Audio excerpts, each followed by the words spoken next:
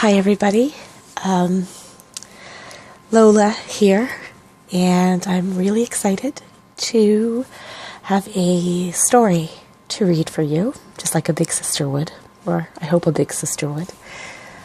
I'm willing to take suggestions for any stories that you might like to hear, anything that you might like me to read. I have a few books here, but I can always go to the library and get new ones. So today, what I have is Jack and the Beanstalk. I'm sure everyone's heard the story of Jack and the Beanstalk before. So let's hear. Jack and the Beanstalk.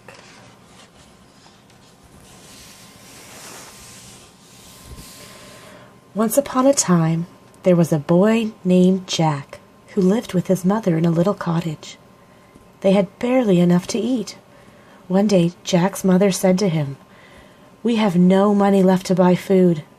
You must take the cow to town and sell her." So there we see Jack's mother and Jack. We have the cow. Isn't that cute? The pretty illustrations in their little city, little town.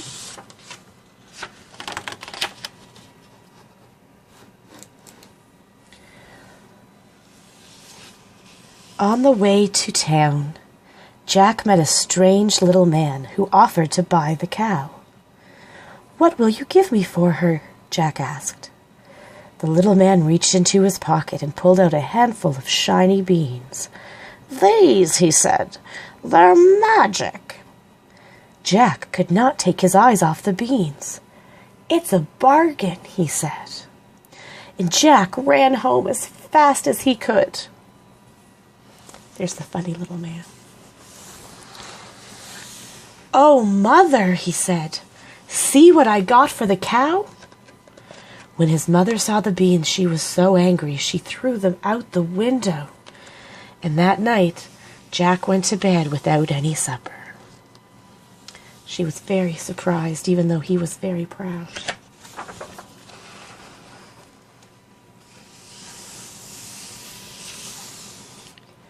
But in the morning, when Jack looked out the window, he was amazed to see a giant beanstalk that seemed to reach all the way to the clouds.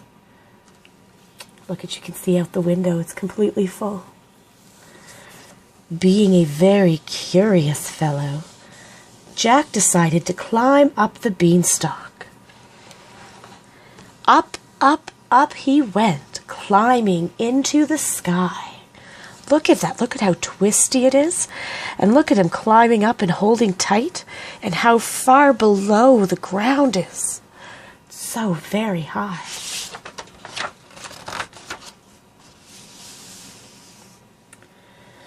At last, he was above the clouds. There before him stood a gigantic castle. Jack was hungry after his long climb, so he went to the castle door and knocked. You can see there he's finally to the top, and he broke through the clouds. A giant woman opened the door. "Please, ma'am, may I have something to eat?" asked Jack. The woman took pity on poor Jack and led him to her big kitchen. Look at how small he is compared to how big she is.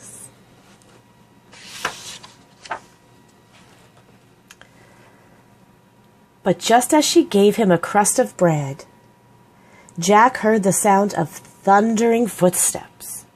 The floor began to shake, and the walls began to tremble.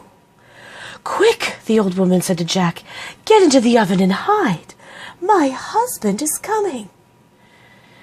At that moment, a horrible giant came sniffing and snorting into the room. He bellowed, "Fee, fi, fo, fum, I smell the blood of an Englishman.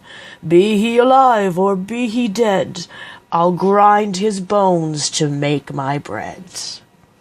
Oh my, look at. Quickly he's running into the oven. But over here we see the giant, and he's very intimidating with his weapons. And his wife still cooking.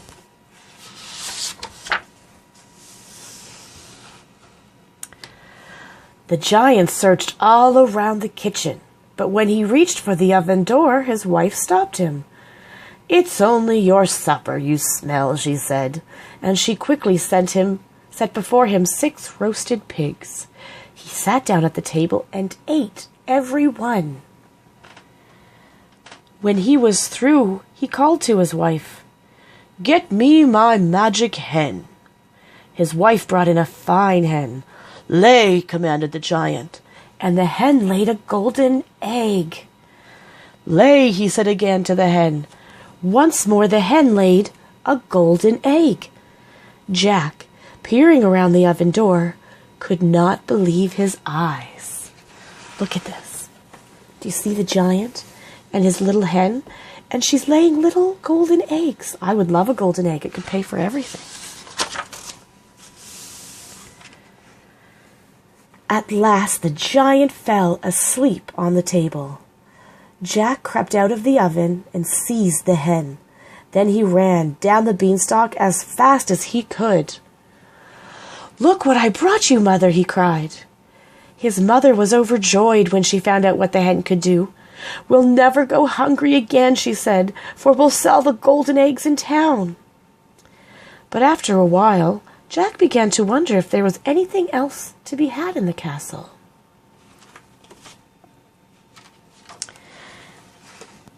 Being a very curious fellow, he climbed the magic beanstalk again and knocked at the castle door. "Oh, it's you," said the giant's wife. "You dare not come in. My husband is very cross today." But Jack persuaded her to give him something to eat.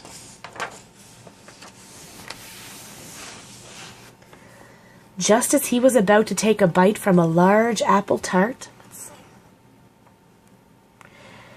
Jack heard the giant's thundering footsteps. "Quick, hide in the wood box," the woman said. The giant came stomping into the kitchen, bellowing, "Fee, fi, fo, fum, I smell the blood of an Englishman. Be he alive or be he dead, I'll grind his bones to make my bread." Oh my. The giant looked all around the kitchen and was about to open the wood box when his wife stopped him. "It's only your supper you smell," she said, and she quickly set before him 6 roasted geese. He sat down at the table and ate every one. When he was through, he called to his wife, "Bring me my magic harp." The wife set the harp on the table. "Play," the giant commanded the harp, and play it did, ever so sweetly. Soon the giant was fast asleep at the table. Look at him there with his eyes closed.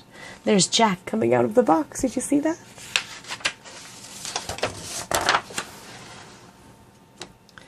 There we see him.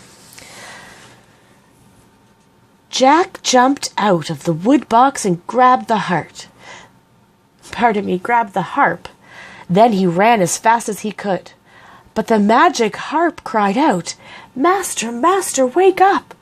The giant staggered to his feet and took off after Jack in a rage. Jack reached the beanstalk and began climbing down. The giant followed. There, look how angry the giant looks. Do you see that face? And then here's Jack over here with the magic harp that betrayed him. But he was stealing it. Oh my, look at this. On the ground, Jack grabbed a hatchet and chopped the beanstalk in 2. Down it came, giant and all, crashing across the meadow. That was the end of the giant. As for Jack and his mother, they had a hen that laid golden eggs and a harp that played beautiful music. So they lived happily ever after. The end. There you see them happily ever after. Well, I hope you like this first story, Jack and the Beanstalk. Like I said, if you have other stories that you'd like us to read, let me know, and we can always make those videos for you too, if we can get our hands on the stories.